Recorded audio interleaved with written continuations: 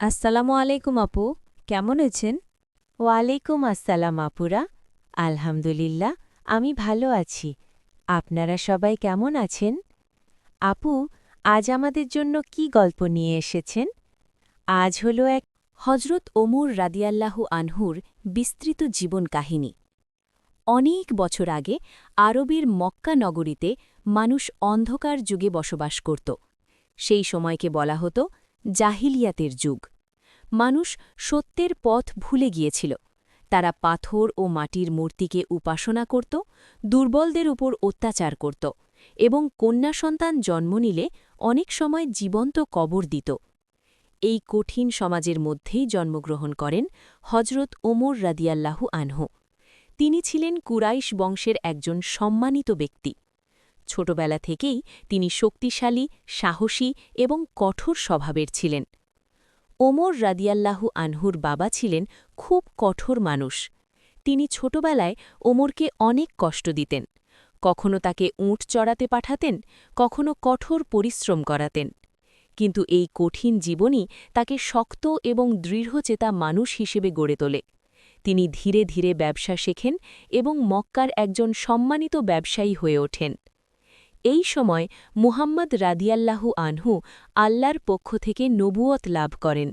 তিনি মানুষকে এক আল্লাহর ইবাদতের দিকে আহ্বান করেন। তিনি বলতেন, মানুষকে মূর্তি পূজা ছেড়ে আল্লাহর ইবাদত করতে হবে, দুর্বলদের সাহায্য করতে হবে, অন্যায় ও অত্যাচার বন্ধ করতে হবে। কিন্তু মক্কার অনেক নেতারা এই নতুন ধর্মকে পছন্দ করল না। ওমর রাদিয়াল্লাহু আনহু তখন ইসলামের কঠোর বিরোধী ছিলেন। তিনি মনে করতেন এই ধর্ম মক্কার সমাজকে ভেঙে দিচ্ছে। তাই তিনি মুসলমানদের ওপর অত্যাচার করতেন। অনেক মুসলমান তার ভয়ে লুকিয়ে থাকত। একদিন তিনি প্রচণ্ড রাগে সিদ্ধান্ত নিলেন, আজ আমি মুহাম্মদকে হত্যা করব। তিনি তলোয়ার হাতে বেরিয়ে পড়লেন। রাস্তা দিয়ে যাওয়ার সময় একজন মানুষ তাকে বলল, ওমর, তুমি আগে নিজের ঘরের খবর নাও, তোমার বোন ইসলাম গ্রহণ করেছে। এই কথা শুনে তিনি আরও রেগে গেলেন। তিনি দ্রুত তার বোনের বাড়িতে পৌঁছে গেলেন। ভিতরে গিয়ে দেখলেন তার বোন এবং দুলাভাই কুরআন পড়ছেন। রাগে তিনি তাদের উপর আক্রমণ করলেন। তার বোন আহত হয়ে গেলেন, কিন্তু তখনও তার বোন দৃঢ় কণ্ঠে বললেন, ওমর, তুমি সত্যকে কেন অস্বীকার করছ? তারপর তিনি কুরআনের কিছু আয়াত পড়তে দিলেন। ওমর রাদিয়াল্লাহু আনহু যখন সেই আয়াতগুলো পড়লেন তখন তার হৃদয় কেঁপে উঠল। তিনি বুঝলেন, এটা মানুষের কথা নয়, এটা আল্লাহর বাণী।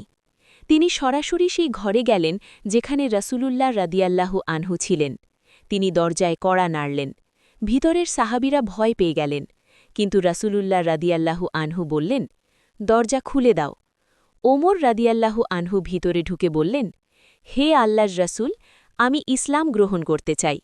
সেই মুহূর্তে সবাই আনন্দে কেঁদে ফেললেন। ওমর রাদিয়াল্লাহু আনহু ইসলাম গ্রহণ করার পর মুসলমানরা অনেক সাহস পায়। আগে তারা গোপনে নামাজ পড়ত, কিন্তু ওমর রাদিয়াল্লাহু আনহু বললেন, আমরা কেন লুকিয়ে থাকব?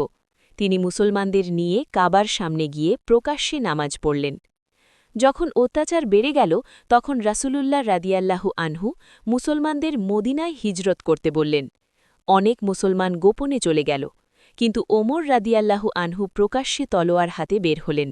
তিনি ঘোষণা করলেন, যার সাহস আছে সে আমাকে আটকাক। মদিনায় তিনি সবসময় রাসূলুল্লাহ রাদিয়াল্লাহু আনহুর পাশে থাকতেন। তিনি বদর, উহুদ এবং খন্দকের মতো গুরুত্বপূর্ণ যুদ্ধে অংশগ্রহণ করেন। তিনি সত্যের পক্ষে দৃঢ় ছিলেন। রাসূলুল্লাহর ইন্তেকালের পরে মুসলমানদের প্রথম খলিফা হন আবু বকর। তার মৃত্যুর পরে মুসলমানরা হজরত ওমর রাদিয়াল্লাহু আনহুকে নির্বাচিত করেন। তিনি ইসলামের দ্বিতীয় খলিফা হন। হজরত ওমর রাদিয়াল্লাহু আনহু ছিলেন ইতিহাসের অন্যতম ন্যায়পরায়ণ শাসক। তিনি বলতেন, ফোরাত নদীর পাশে যদি একটি প্রাণীও ক্ষুধায় মারা যায় তবে তার জন্য ওমর দায় থাকবে। এক রাতে তিনি শহর ঘুরছিলেন। তিনি দেখলেন একটি মা তার সন্তানদের নিয়ে বসে আছে। চূড়ায় শুধু পানি ফুটছে।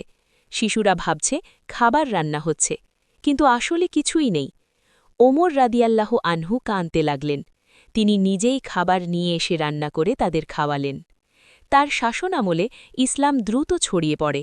মিশর, সিরিয়া, ইরাক এবং পারস্য ইসলামের অধীনে আসে। ইসলামিক রাষ্ট্র অনেক বড় হয়ে যায়। এত বড় শাসক হয়েও তিনি খুব সাধারণ জীবনযাপন করতেন। তার পোশাকে অনেক সময় প্যাচ লাগানো থাকত। তিনি মাটিতে বসে মানুষের কথা শুনতেন। ৬৪৪ খ্রিস্টাব্দে ফজরের নামাজ পড়ানোর সময় একটি ব্যক্তি তাকে আঘাত করে। কয়েকদিন পরে তিনি ইন্তেকাল করেন। তাকে দাফন করা হয় মসজিদ আন-নববীর পাশে। হজরত ওমর রাদিয়াল্লাহু আনহুর জীবন আমাদের শেখায় সত্যের জন্য সাহস, ন্যায় বিচার, গরিবদের প্রতি দয়া, আল্লাহর ভয়। তার নাম ইসলামের ইতিহাসে চিরকাল উজ্জ্বল হয়ে থাকবে।